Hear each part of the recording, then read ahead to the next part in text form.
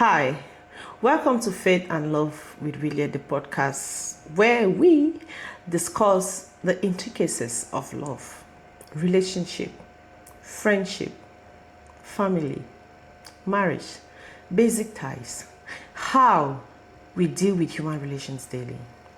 Today, we are going to be delving into a very intriguing topic, and I remain your host, William Michael Edo. Our topic goes, how to deal with a lying partner. How to deal with a lying partner.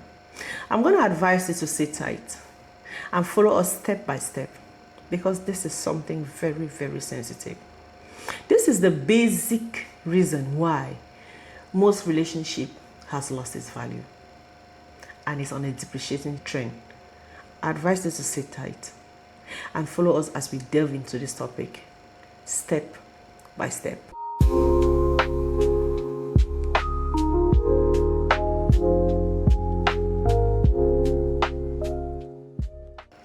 Discovering that your spouse has lied to you or has deceived you in one way or the other is a very stressful something. It is quite devastating. It can lead your relationship into that downward slide, into that irreparable journey, into that place of no return. People get hurt. People get heartbroken when a tiny little lie, even a white lie, can break somebody's heart into pieces. Why? Because the line between lie and trust are very tiny and it can easily be broken. So, how do you navigate situations where you're faced with a lying partner? Where you're faced with a partner that tells you those little lies or those lies that are unbearable. What kind of lie can you bear? What kind of lie can you not bear? And how can you navigate such circumstances? It's very important. Today, we'll be discussing the different steps on how to address such issues, how to communicate effectively when faced with circumstances where lies are told, and how to take your ultimate decision, either to make or to mar. But in a nutshell, you know what is best for you and what's best for your relationship. First, let's talk about understanding the situation. When you find yourself in a circumstance where your spouse has lied, it's crucial, it's very essential for you to understand the situation, understand the circumstances surrounding the lie, understand the environment where the lie was told. I know when you've discovered that your spouse has lied to you, there are several things that crosses your mind that you may end up missing or juxtaposing or confusing every information together. Primarily, try to dissect the information you've received and place them accordingly. Understand the circumstance. What led to this lie? It's very important. How big was this lie? Is this lie consequential or inconsequential? Is it something significant? Is it a lie that will break more lives? Was this lie relevant in the first place? Was this lie based on trust or mistrust? Was it based on something I did that made my partner feel that I wasn't mature enough to handle the truth? What was the cause? What was the circumstance that led to this lie? Those are the questions you must ask yourself. Primarily, they are very important. You must also understand, secondly, the context. Some people lie to protect themselves. Some people may lie to protect you. There was a video of a lady circulating online where her husband lied to her about a young girl that should be approximately 13. The man lied that the child was his niece, whereas it was his daughter. Until when the little girl got overseas, then he opened up to his wife that was his daughter. The video trained it, and many people were part of that train. That was a lie. Not just a lie, a very big lie. A very, very big lie. There it brings us to the context. What was the context? Some people lie to protect themselves. Some lie to avoid conflict, imminent conflict. What was the context of the lie? It entailed a young girl. And it entailed the future of this young girl. So checking the context of that lie, the man knew, without any reasonable doubt, that his wife would not be capable or mature enough to handle the truth. So he lied. Was it a good lie? No, it wasn't. Was it a lie? Yes, it was a lie. Did it hurt the partner? Yes, it did. Did it break trust? Yes, it did. But what prompted this man to lie? Probably the man understood that his wife won't be able to handle the truth. Or telling his wife directly that this is my daughter would jeopardize that girl's future. And to an extent, we saw the wife's reaction. So, considering the context too is very important.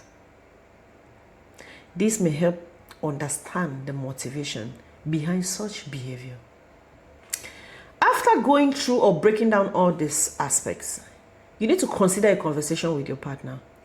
It's not easy to have a conversation with somebody who lied to you. It's not easy to have a reasonable conversation with somebody that broke your trust. It's not.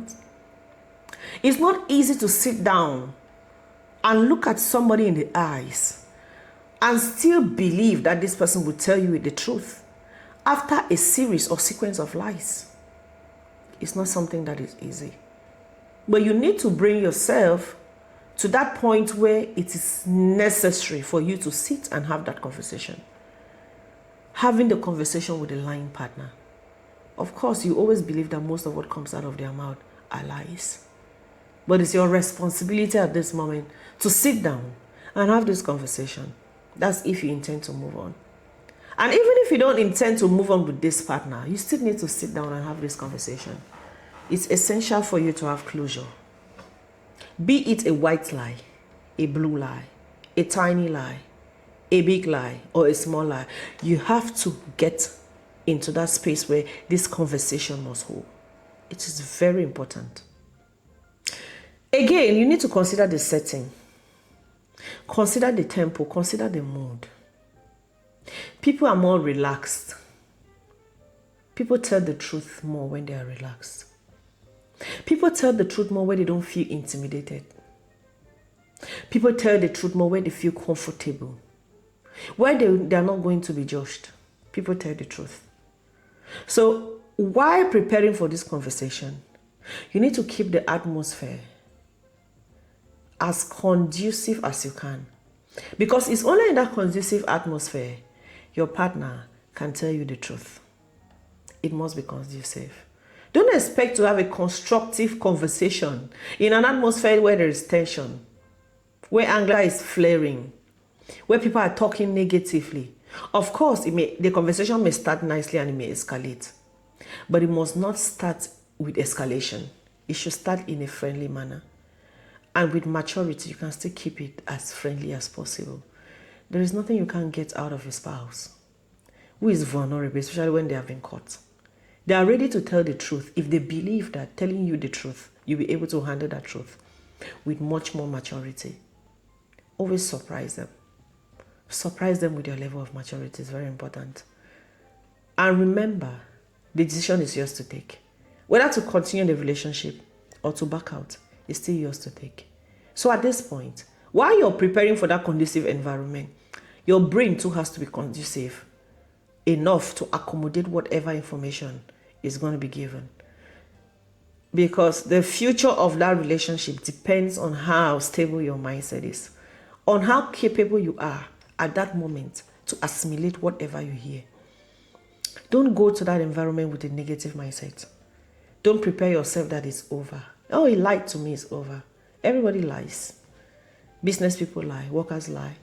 We tell lies at one point in time. So the magnitude of the lie will determine the level of forgiveness you can give.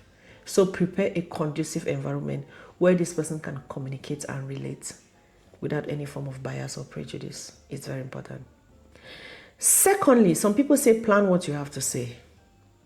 I don't think you're going to plan what you have to say. That's somehow prejudicial. Yes, you've heard the lie. Probably was just blotted out.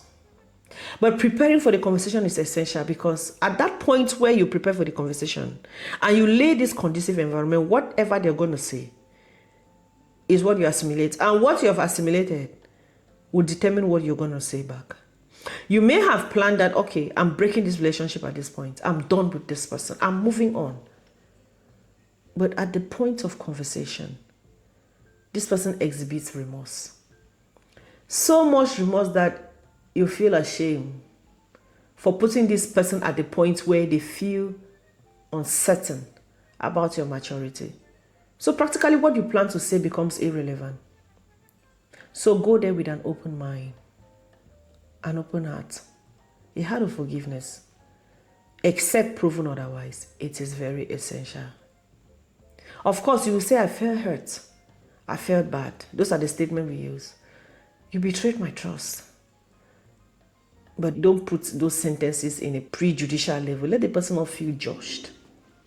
Don't put that person in that circumstance where they feel judged. It's very important. While you're preparing all these things, please, it's very important that you're ready to listen. There is no smooth conversation without listening. Talk less and listen more. It gives you more power. It gives you more stamina. It makes you more mature. Be ready to listen.